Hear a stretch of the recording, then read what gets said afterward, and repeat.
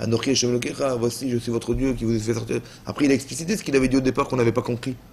D'abord, pourquoi il a tout dit au départ alors qu'on n'a rien compris? Il a tout concentré en une parole, chose que personne ne sait faire. Mais c'est ça de me parler en chinois, moi je parle pas chinois, tu me parles en chinois, ça sert à rien. Tu me dis tout, après j'ai pas compris, après tu me dis, oui, tu sais ce que j'ai dit. Tu es dans ta tête ou tu es dans la mienne? Tu comprends? On comprend pas, qu'est-ce que Hachem il a voulu faire. Et deuxièmement, je comprends pas autre chose. C'est qu'est-ce que ça veut dire voir des sons? Quelle est la différence entre voir et entendre? Qu'est-ce qui existe dans l'un qui est impossible dans l'autre? Oui, mais quelle est la différence? Pourquoi Hachem, on a eu besoin de voir des sons? Parce qu'on peut voir plusieurs choses à la fois, alors qu'on peut entendre plusieurs choses à la fois. Oh. C'est-à-dire qu'on est capable de voir, par exemple, si on est, imaginez-vous, vous êtes dans un concert et il y a 100 000 personnes. Vous êtes capable de voir, mais incapable d'entendre. Entendre 100 000 personnes, c'est impossible. Même 2 personnes, c'est dur. Ça va? On n'est pas outillé pour entendre 2. Mais on est outillé pour voir 2. Pour voir même 10 000. Ça veut dire que voir, c'est quelque part savoir. Mais est-ce qu'on peut se contenter de voir? Tu dis, ils ont vu des sons. On a dit que le son, c'est une mélodie. Ouais, le son, c'est quelque chose, c'est un message. Quand on dit Vaishma l'école chotno, pourquoi Moshe Rabbeinu il entend le son de la voix de son beau-père? Non, dis-moi qu'il a entendu le conseil de son beau-père. C'est quoi d'entendre le son? C'est-à-dire que dans la voix, il y a une connotation, dans la voix, il y a une mélodie, dans la voix, il y a comme une chanson, voilà. Et je suis sensible à cette musique. Voilà. Et la sensibilité à la musique, au son de la voix des gens, c'est de rentrer dans la logique de la personne. Il a une autre manière de cultiver l'existence et d'être capable d'entendre le son de la voix de l'autre. Ça veut dire de rentrer dans sa sensibilité et d'être en réaction à sa sensibilité. Vous avez compris? Que quand Yitro il dit à son gendre Moshe Rabbeinu, il lui dit mais c'est pas bien ce que tu fais, l'automne avarachata aussi. Que toi tu es assis, tout le monde est debout, et c'est pas kavod pour le Klal Yisraël, ça se fait pas, tu es debout, les gens sont assis du matin au soir, ça se fait pas. Il est d'accord d'entendre la voix, ça veut dire, il est d'accord que cette logique-là qui n'est pas la sienne, de l'absorber pour être sensible à une chose qui n'existe pas chez lui. Parce que quand il répond, il dit ben, je suis là pour répondre aux questions des gens. Je dis on t'a pas demandé ce que tu fais, on t'a demandé pourquoi tu n'es pas sensible à ce qui se passe. Est-ce que ça serait pas pour, alors dans ce cas-là, est-ce que ça serait pas pour dire qu'en fait, il y a les 10 paroles venant de la de joueur pour dire qu'il y a une seule logique qui est le bien? Je ne sais pas s'il y a une seule logique. Tu vois, il fallait tout savoir. Tout dire en un discours, ça veut dire qu'il fallait qu'on sache tout. C'est ça, voir. Tu peux tout voir. Tu peux tout embrasser. Mais après, il faut que tu aies la cohérence de savoir que les éléments sont séparés, on va les décanter. C'est comme je te dis, comme ça, dans l'étude. Est-ce qu'il vaut mieux s'attarder sur un sujet à fond, où il faut tout savoir, mais si on n'a pas tout compris, et après, on peut jongler entre les éléments et dire, c'est juste parce que ça vérifie ça. C'est faux parce que ça ne se retrouve pas là, là et là et là. Mais je ne peux pas innover quelque chose si je n'ai pas tous les éléments en tête. C'est comment? Imagine-toi en mathématiques, ouais, on te donne 5 paramètres sur 10. Et dis, vas-y, cherche la réponse. Alors tu vas te casser la tête, hein, tu vas trouver une réponse. Mais il te manque 5 paramètres. Quand je te donnerai les 5 prochains paramètres qu'il a manqué au départ, alors est-ce que tu vas changer ta manière de voir ou tu vas tordre ta manière de voir pour faire entrer ta solution dans les autres 5 paramètres? Tu comprends? C'est-à-dire, la part d'objectivité qui existe en soi, elle est vérifiée parce qu'on a tous les éléments présents. Mais si on n'a qu'une partie des éléments, hein, c'est très compliqué de penser qu'on va penser juste. Donc Hachem, il était nécessaire pour lui de faire tout savoir. C'est incroyable parce qu'on n'a rien compris. Mais ça veut dire qu'on a, oui, en tête quelque chose. C'est un peu comme dans l'idée, c'est... on nous dit, marqué dans la Gemara, hein, que quand on est dans le ventre de sa mère, on apprend toute la Torah entière. Ça va? Toute la Torah. Et quand on sort, on oublie tout. Mais à quoi ça sert que tu m'apprennes pour me faire oublier? Comme c'est que je devais tout savoir. Et maintenant, je devais voir. Vous avez compris? Ou je devais entendre. Voir des sons, c'est-à-dire être sensible à ce qui se passe. Ça va? Mais on devait au départ voir quelque chose. Mais voir, c'est savoir. Quand il dit j'ai vu ça, je sais ça. Et alors? Vous avez compris? La Torah nous dit, Yitro, il a entendu Kriyat Yam-Souf Miriam et Amalek. C'est-à-dire qu'il a pénétré un son dans lui. Pas qu'il a vu de l'extérieur. Voir, c'est d'accepter l'extérieur. Entendre, c'est pénétrer dans son oreille. Pénétrer dans sa tête une information qui va, oui, me transformer. Voir, c'est constater. Entendre, c'est pénétrer. Vaishma Yitro Uba, il est venu parce qu'il a entendu. Mais cette écoute-là, elle pousse la personne à une réaction. D'apprendre à entendre. Alors que de voir des sons, c'est refuser des sons peut-être. La Torah dit, il fallait qu'on leur dise tout, qu'ils soient d'accord d'entendre tout. D'abord, tu entends tout et tu acceptes petit à petit ces choses. Mais il faut que tu aies une connaissance globale des choses pour ensuite décanter les éléments. C'est comme ça qu'on apprend. C'est comme ça qu'on écoute. Tu dis, mais ça sert à quoi parce que j'ai rien compris? Tu dis, mais c'est pas grave, parce qu'après, tu comprendras plus en profondeur lorsque tu auras tous les éléments en tête. Vaishma Yitro, il fallait faire une recherche personnelle du départ de tout savoir. Vous avez compris? Il y a marqué Yitro, il a pratiqué toutes les avodas zara du monde entier. Il est passé par toutes les idoles, il a tout pratiqué. Et finalement, il a dit, Yadati, je savais qu'Hachem était un Dieu déjà. Ata, maintenant je sais que c'est lui. Ça veut dire qu'au départ, tu sais tout, mais tu n'es pas sensible à tout. Alors que pour arriver à une sensibilité, il fallait que tu aies d'abord tout su. Après, que tu saches tout, alors maintenant tu as la question de savoir mais quelle est la réponse. Là, comme tu as tout cerné, tant que tu n'as pas tout vu, tu peux te dire, bon, il manque encore des éléments. Alors Hachem ne peut pas donner la réponse, c'est dit, tant que je n'ai pas tout fait, alors peut-être qu'il me manque encore quelque chose, je vais élaborer encore un élément manquant. Alors Hachem ne peut pas envoyer la réponse, vous avez compris? Parce qu'on se dit, mais je ne suis pas prêt à entendre tant que je n'ai pas tout solutionné, vous avez compris? Donc par élimination, il va éliminer petit à petit toute la avodah zara qui existe dans le monde, il a tout vu, maintenant il ne sait pas. Alors Hachem lui envoie la réponse. Il envoie Kriyat Souf, Miriam et Amalek. Cette shmiya-là, elle change la personne. De voir, ça ne change pas forcément. Pour ça qu'ici on nous dit, ils ont vu des sons, parce que ça veut dire qu'ils n'ont fait que voir. Et ça peut même expliquer pourquoi après ils ont dit, il est marqué, Vekol ha'am roim et hakolot, et tout le peuple voyait les sons, Vet halapidim, et toutes les flammes, Vet hakol ha'shofer, Vet ha'arshen, Vayar ha'am, ouais, Vayare ha'am, Vayanu berachok. Ils ont eu peur, le peuple.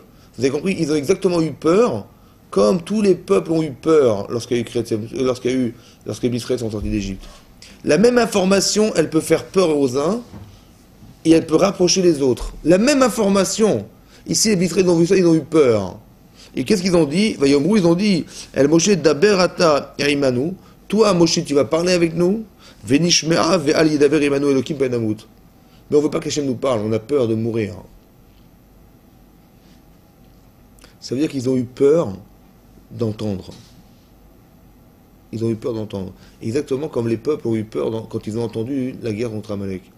La même information qui bouleverse Yitro et qui le fait se rapprocher du clan Israël, la même information, elle chasse les autres. Ils ont vu des sons, ils ont eu peur. Peine d'amour, de peur qu'on meurt.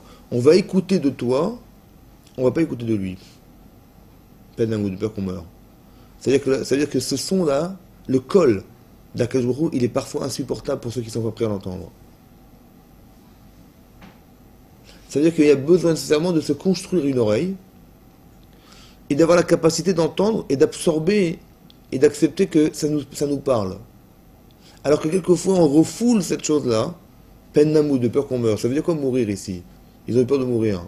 Depuis quand on se rapproche d'Hachem, on meurt, c'est incroyable. Hein? Alors que ici on s'en éloigne, on va vivre. Un peu la même idée. Regardez ce qui est marqué. Ici dans la paracha, c'est marqué que lorsqu'Hachem il est arrivé sur l'Ar Sinaï, il est marqué Vikbalta et Ta'am, Saviv les morts, Ishme'u lachem alot ba'ar, ve'anogia bikseu, kol anogia ba'ed mot yumat. Hachem dit, voilà, Ikbalta et Ta'am, tu vas diviser le peuple. Le Har Sinaï, il est kadosh. On va mettre une limite virtuelle où les gens ne devront jamais passer cette limite. Seul toi, Moshe, tu vas monter, les autres vont rester dehors. Depuis quand cette limite, elle tue les gens?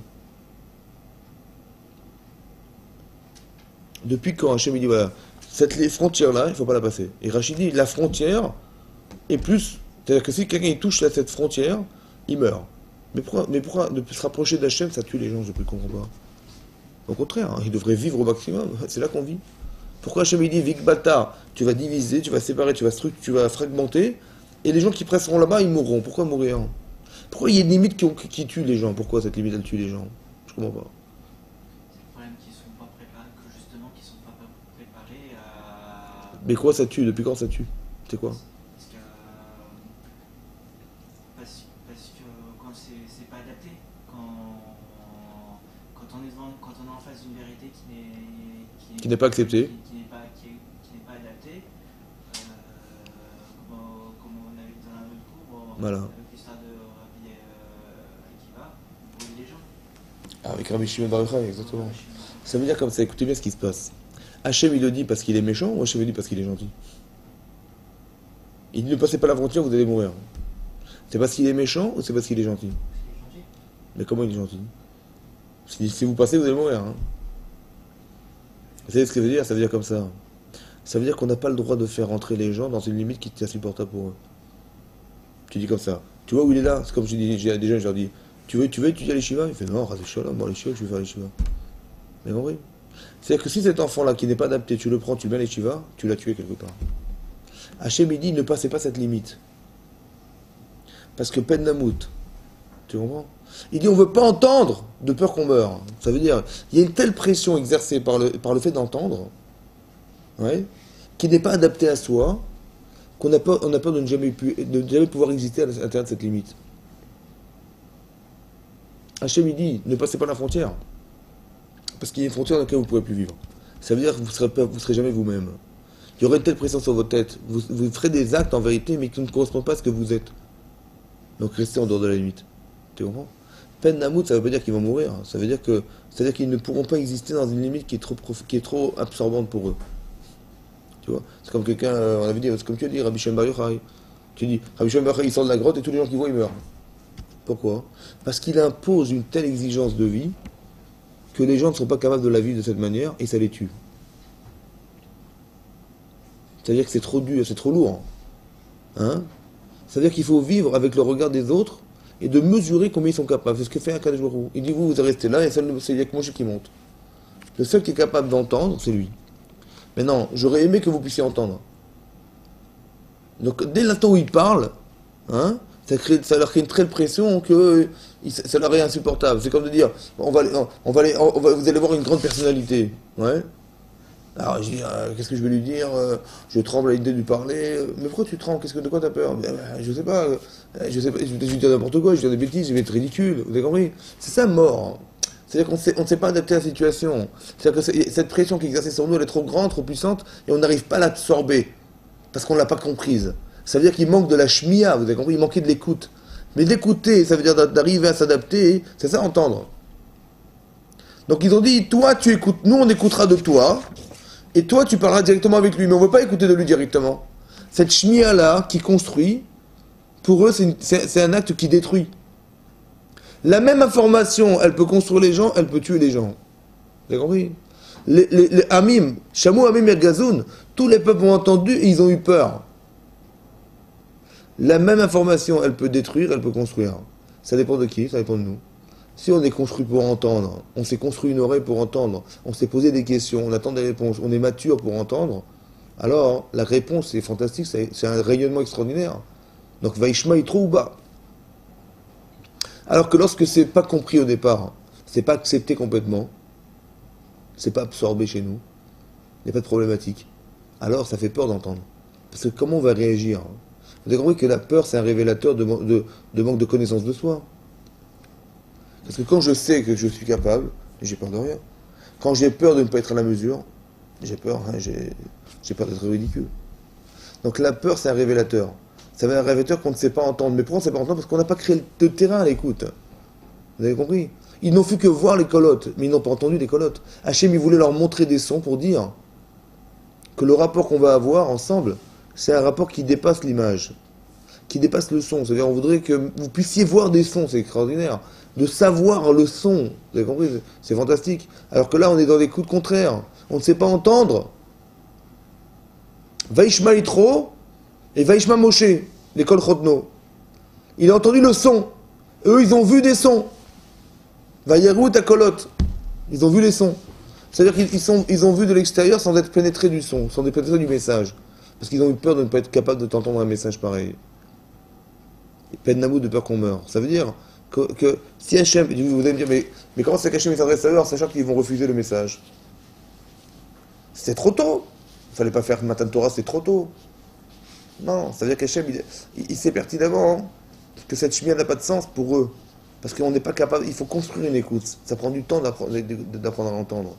Ça prend du temps, c'est de la maturité, c'est d'être à l'écoute des autres, c'est fondamental. À l'écoute de la souffrance, à l'écoute de ne pas rester indifférent, à l'écoute de ne pas avoir une transformation de l'écoute. Vous avez compris? De ne pas être déformateur d'écoute. Ça dépend de nous aussi, c'est pareil. Ça veut dire que lorsque Moshe il entend son beau-père de façon objective, parce que vous imaginez le contexte, c'est Yitro, le Baal Tchouva, qui vient et qui dit voilà, je vais te donner un conseil. Il dit mais attends, j'ai toute la Torah dans la tête, j'ai en train d'expliquer la Torah aux gens. Qu'est-ce que tu te mets, de quoi tu te mêles? Non, c'est-à-dire qu'il est d'accord, Moshe Rabbeinu, d'entendre. Ça veut dire que malgré l'écart de différence qui existe entre lui et son beau-père, il est capable d'écouter. C'est une grande force, ça.